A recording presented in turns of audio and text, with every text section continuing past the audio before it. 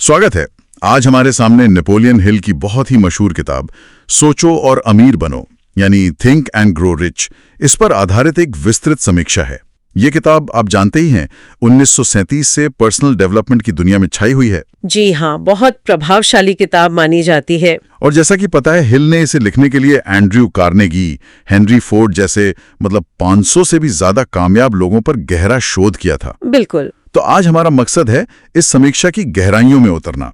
देखते हैं कि ये विश्लेषण हिल के विचारों को आज के समय में कैसे देखता है, क्या खास बातें निकल कर आती हैं। बिल्कुल। और देखिए, समीक्षा इसी बात से शुरू होती है कि किताब का जो मूल विचार है वो आज भी कितना शक्तिशाली है कि हमारी सोच, हमारे विचार वो ही हमारी हकीकत को बनाते हैं। हाँ, ये तो केंद्रीय बात है। जी। और समीक्षा बताती है कि हिल ने इसी सोच के आधार पर सफलता के वो 13 सिद्धांत दिए हैं। वो मानते थे कि ये दौलत और कामयाबी पाने का एक पक्का नुस्खा है। हाँ, वो 13 सिद्धांत। जैसे पहला ही है प्रबल इच्छा, डिजायर।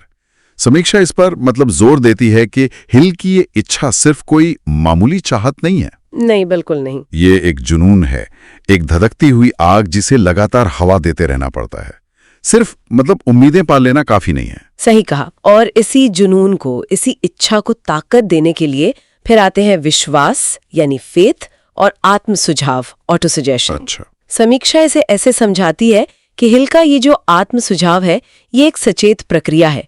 आप बार बार सकारात्मक विचारों को दोहराते हैं अपने लक्ष्य और अपनी काबिलियत पर एक अटूट यकीन बनाने के लिए, ताकि वो अवचेतन मन में बैठ जाए। हाँ बिल्कुल, ताकि वो सबकॉन्शियस माइंड का हिस्सा बन जाए।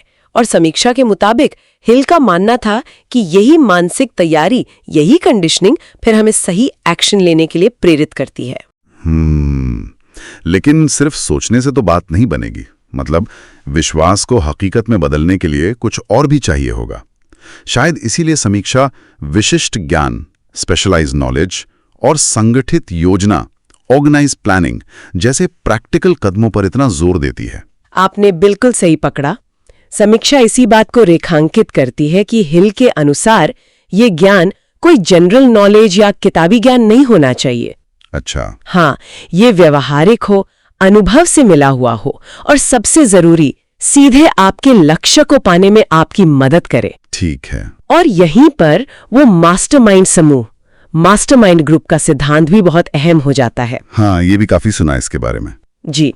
समीक्षा इसे ऐसे समझाती है कि ये एक तरह से समान सोच वाले, समान लक्ष्य वाले लोगों का एक तालमेल है, जहां विचारों का, अनुभवों का आदान प्रदान होता है और उससे एक ऐसी सिनर्जी, एक ऐसी ऊर्जा पैदा होती है जो शायद अकेले हासिल करना बहुत मुश्किल है। ये बात तो है। लेकिन रास्ते में मुश्किलें तो आएंगी ही, रुकावटें आएंगी। तो दृढ़ता, परसिस्टेंस के बारे में समीक्षा क्या कहती है?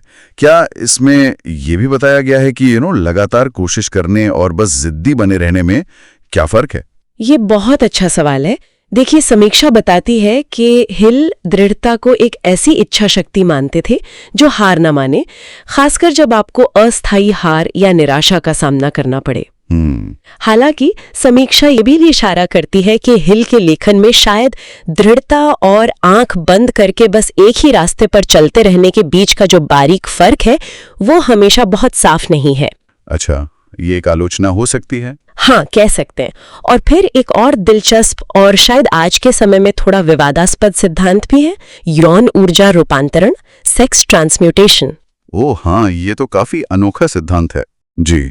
समीक्षा इसे हिल के नजरिए से ही प्रस्तुत करती है कि कैसे एक बहुत शक्तिशाली मानवीय आवेग जो सेक्स ड्राइव है उसे रचनात्मक कामों या ऊंचे लक्ष्यों की तरफ मोड़ा जा सकता है। ये सिद्धांत आज के दौर में निश्चित रूप से अलग नजरिए से देखे जा सकते हैं। अच्छा, तो समीक्षा इस किताब की ताकत कैसे आंकती है?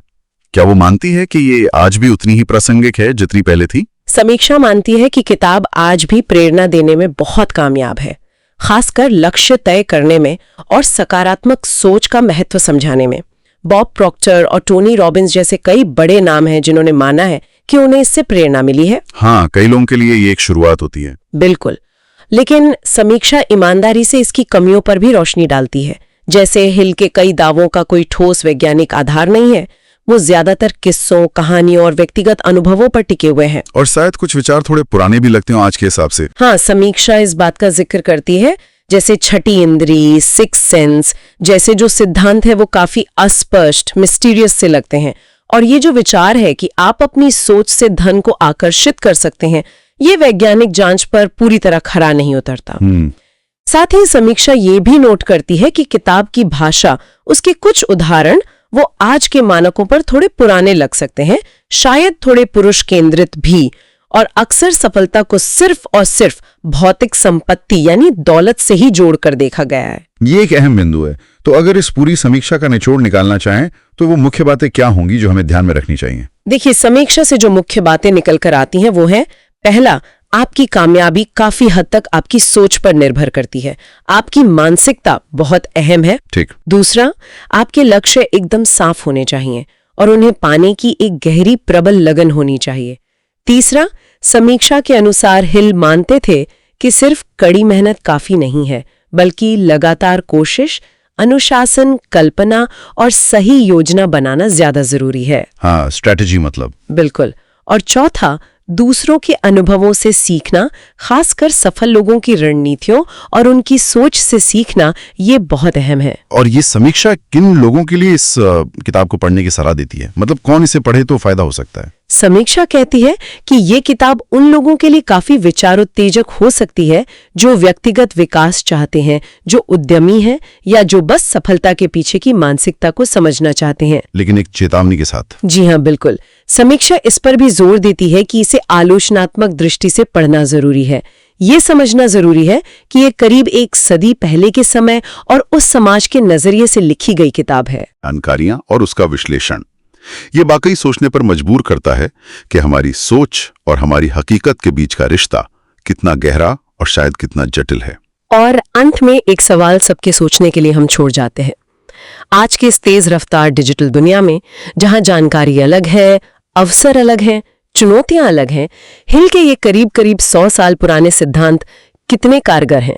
क्या इन्हें आज भी वैसे का वैसा अपनाया जा सकता है, या आज के संदर्भ में इन्हें एक नए नजरिए से देखने और शायद ढालने की जरूरत है? इस पर विचार जरूर कीजिएगा।